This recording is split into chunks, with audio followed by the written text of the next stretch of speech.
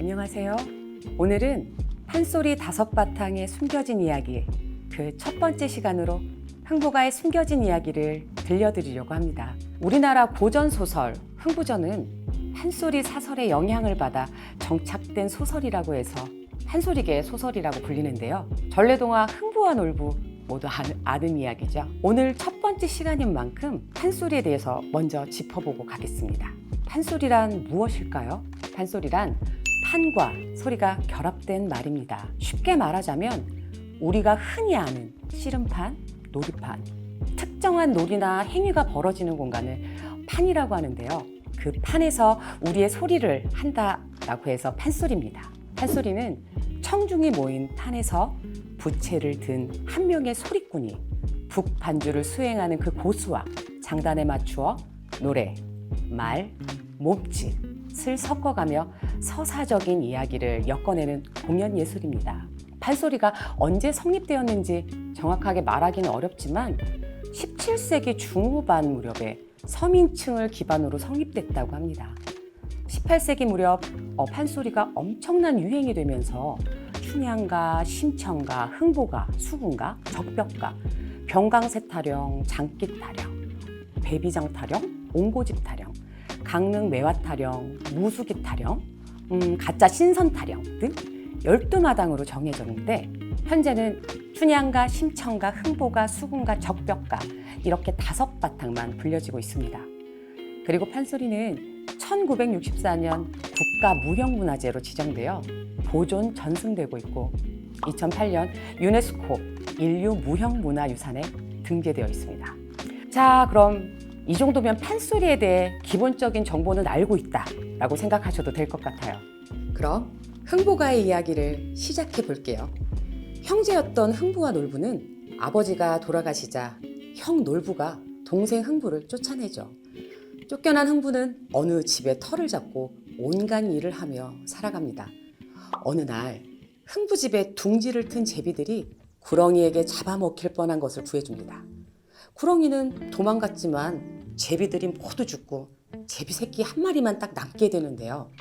남은 제비 새끼가 날기 연습을 하다가 둥지에서 떨어져 다리가 부러졌는데 흥부가 그 제비 다리를 아주 정성껏 고쳐주고 제비는 그 은혜를 갚기 위해 박씨를 물어다 줍니다. 그리고 박속을 열어보니 많은 금은보화가 들어있는 거예요. 그래서 흥부는 큰 부자가 되었죠. 그런데 그 소리를 들은 놀부가 배가 아파 흥부에게 부자가 된 방법을 알아낸 후 제비 다리를 일부러 부러뜨려 놀부도 박씨를 받게 됩니다. 하지만 그 속에는 거짓대, 사당패, 놀부 목을 부러뜨리려는 장군이 나와서 놀부는 혼쭐이 나고 빈털터리가 됐죠. 하지만 착한 흥부는 형을 용서해주고 놀부도 죄를 뉘우치고 둘은 행복하게 살았다. 뭐 이런 내용인데요. 자, 그럼 흥부와 놀부 그리고 더 재미있는 흥부가의 숨겨진 이야기 시작해 볼게요. 판소리 속의 흥부는 자식이 아들만 29이라고 쓰여 있어요. 부부간의 금슬이 좋아 1년에 꼭 쌍둥이 아니면 새쌍둥이씩 낳았다고 하네요. 놀부에게 쫓겨난 흥부는 그 많은 자식을 건사해야 하니 일이란 일은 죄다 하지만 하루 일을 나가면 4, 5일은 누워서 끙끙 앓게 되고 그로 인해 흥부 아내까지도 일을 합니다. 그러던 어느 날 좋은 일자리가 있다며 일거리가 들어오는데 그건 바로 매품. 돈을 받고 누군가에게 대신 곤장을 받는 걸 매품이라고 하는데 매품을 파는 거였어요. 조선시대에 꽤 높은 지위에 있는 좌수 대신에 곤장을 10대 맞으면 한 대에 30냥씩 총 30냥. 30냥이면 뭐 요즘 돈으로 한 300만 원은 넘을 거예요. 흥부에게 그 30냥은 아주 큰 돈이었어요. 그래서 흥부 마누라에게 매를 맞고 돈을 벌러 간다고 하니 흥부 마누라가 아주 펄펄 뛰면서 울고 난리가 나죠. 하지만 철없는 아들들은 쌀밥에 육개장, 후추 뿌려 먹고 싶다. 뭐 꿀물이 먹고 싶다. 허리띠를 사달라. 그 와중에 큰아들은 나 장가 좀 보내달라고 이렇게 떼를 씁니다.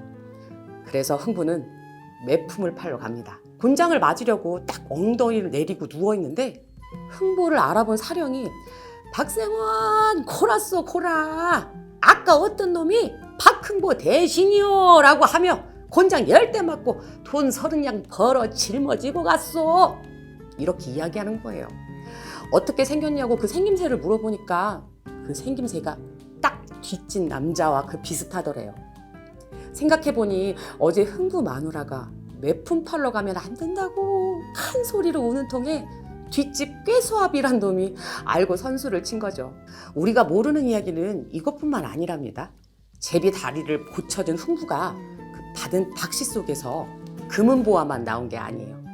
흥부는 지붕 위에 열린 3개의 박을 열었는데 첫 번째 박 속에는 쌀과 돈이 가득, 두 번째 박 속에는 비단이 가득, 세 번째 박 속에는 사람들이 가득 나옵니다. 첫 번째가 우리가 잘 알고 있는 금은보화라면 두 번째 박은 그 시대의 가장 비싼 물건 중 비단이 나옵니다. 그 돈이 있어도 못 사는 이 시대의 명품 가방 그런 존재 아닐까요? 판소리 흥부가의 박타는 대목에 비단 종류란 종류는 다 나와요. 그리고 그 세 번째 박에는 무엇이 나왔을까요? 의리의리한 집을 지어준 목수, 그리고 하인 100명, 그리고 마지막으로 아름다운 미인이 나옵니다. 미인? 이렇게 생각하시죠? 그러니까 둘째 부인, 조선시대에선 첩이라고 하죠. 죽은 양귀비가 흥부 박 속에 나와 흥부 첩을 하겠다고 짠 하고 나옵니다. 그래서 흥부 마누라가 울고 불고 난리가 또 나죠. 그런데 더 웃긴 이야기는 그 판소리 안일이 중 여보소 애기 엄마, 이것이 웬일인가. 자네 방에 열흘 가서 자면 첩의 방에 가서 하루 자지. 이렇듯 양귀비가 나를 만나러 멀리 타국 나왔으니 도로 쫓아 보내겠나.